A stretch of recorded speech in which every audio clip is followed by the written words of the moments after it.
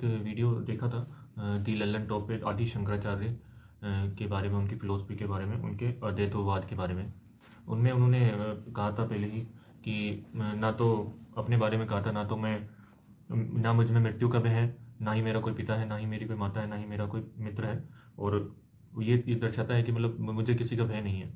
ये उन्होंने अपनी अद्वैतवाद में कहा है कि जैसा हम इस दुनिया को देखते हैं माया के तौर पे, और अगर हम उससे निकलते हैं तो चीज़ें कैसी बदल जाती हैं अगर हम खुद को पहचानते हैं, आत्मा का ज्ञान करते हैं। तो कुल उनका कहने का ये था कि जो भी चीज़ें हम करते हैं फिजिकली जो भी चीज़ें हम करते हैं वो कहीं उसका कोई लिंक नहीं है, या फिर वो हमारे जो है आत्मा से जुड़ने में या ईश्वर से जुड़ने में वो कहीं यूज़ नहीं आती। वो मतलब जो फिजिकल चीज़ें, पैसा वगैरह या जो भी काम हम करते हैं वो चीज़ें।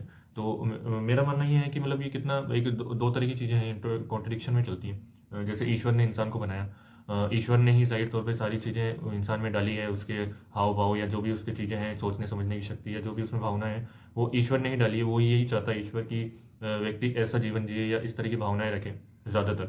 और जबकि जो इस तरह के दार्शनिक होते हैं वो इस ईश्वर के अपोजिट में बात करते हैं कि जो इंसान, जो ईश्वर ने बनाया है इंसानों को, जिस काम के लिए बनाया है, जो भावनाएं उनमें डाली है या जो भावना जिससे पैदा होती है, वो जो एलिमेंट है, वो तत्व जो है ईश्वर ने डाले हैं, वो उसके विपरीत काम करें। मतलब अगर वो मान लीजिए किसी इंसान में प्रेम की भावना है, सभी में होती है, लगाव रखने की भावना है, वो शायद तौर पे मतलब वो इंसान पैदा नहीं करता है। वो कोई ऐसी दवाई नहीं, वैक्सीन नहीं है या कुछ ऐसा नहीं है कि वो जिसमें भावनाएं नहीं है उसमें वो इंजेक्शन लगा दिया और वो फीलिंग करने लग गया, फील करने लग गया रिश्तों को या रिश्तों में जुड़ने लग गया। वो ऊपर वाले ने दी है, भगवान ने दी है उसके अंदर। पर वो जो दार्शनिक होते हैं, फिलोसफर होते हैं, वो उस चीज़ को अटैक करते हैं, काउंटर करते हैं कि जो ये रिश्ते हैं या जो भी ये चीज़ें हैं, फीलिंग्स हैं, वो माया है, या जो भी चीज़ें हैं वो रिलेट नहीं करेगी आपको आगे की जर्नी के लिए या आपको मोक्ष के लिए या आपको ज्ञान के लिए। तो आप फीलिंग्स को लो रखिए, किसी से लगाव मत रखिए, किसी से उम्मीद मत रखिए, सिर्फ ब्रह्म को पालन कीजिए। तो ये मतलब एक दो तरह के, एक नेचर को और भगवान को चैलेंज करने वाली इस तरह की फिलोसफी होती है। मेरा मानना यह है कि जो एलिमेंट जो भगवान ने हमें दिए हैं, जो फीलिंग्स एक्सप्रेस करना या लोगों से कनेक्ट रहना या दुखी होना, सुख महसूस करना, बुरा महसूस करना, अच्छा महसूस करना, ये इंसान ने खुद ने डेवलप नहीं करे ये चीज़ें। फीलिंग मतलब धीरे धीरे वो बढ़ाई जरूर होगी, लेकिन जो कहीं ना कहीं बीज तो है, ईश्वर ने ही बोया होगा। जैसे फिलोसफर भी मानते हैं कि जो ईश्वर है वो तो है ही। तो वो जो चीज़ें हैं, जो एलिमेंट्स हैं, जो भावनाएं जिससे पैदा होती है, जानवरों में तो इतनी नहीं होती भावना इंसानों जितनी, वो ईश्वर ने ही दी है।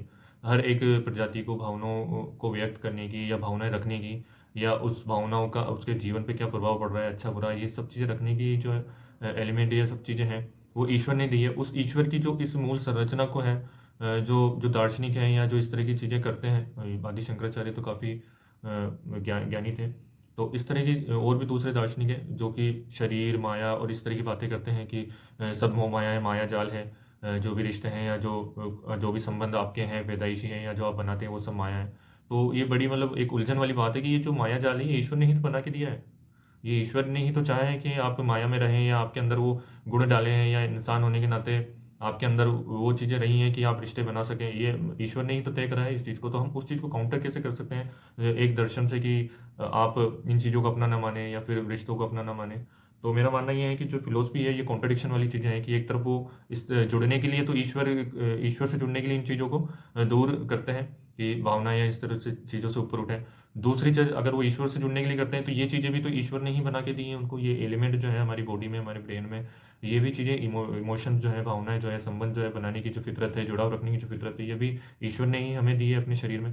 तो दोनों चीज़ें कॉन्ट्रडिक्शन कैसे हो सकती हैं, मतलब दोनों चीज़ें कैसे प्राप्त की जा सकती हैं? मेरा मानना ये है। शायद आप इस चीज़ को समझ पा रहे होंगे जो मैं बता रहा हूँ।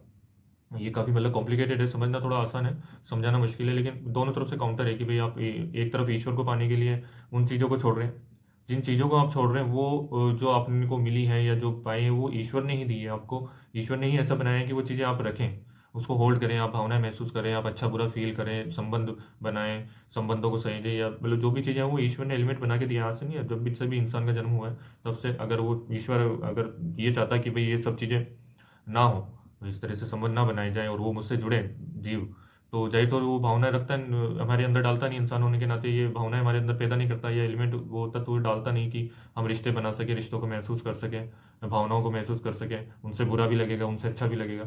तो ये सोचने वाली बात है इस चीज़ पे। तो अभी मैंने वो दी लल्लन टॉप का शो देखा तो ये एक विचार मेरे मन में आया। आप बता सकते हैं कि मतलब कितना सही है, आप इस पर अपने विचार रख सकते हैं।